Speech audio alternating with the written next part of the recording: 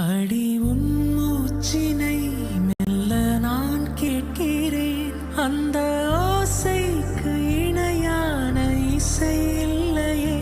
உந்தன் கூந்தல் மூடி கொஞ்சம் அசைகின்றது. அந்த அசைவுக்கு நடனங்கள் இணையில்லையே. சிற்பம், கவிதை, ஓவியம் மூன்றும் சேரும் ஓரிடம். கண்டேன் பெண்ணே நான் உன்னிடம். பெண்ணெல்லாம் பெண் போல இருக்க, நீ மட்டும் என் நெஞ்சை மயக்க. பூமிக்கு வந்தாய தேவதை போலவே. அடடா பிரம்மன் புத்திசாலி, அவனை விட நான் அதிர்ஷ்டசாலியோ.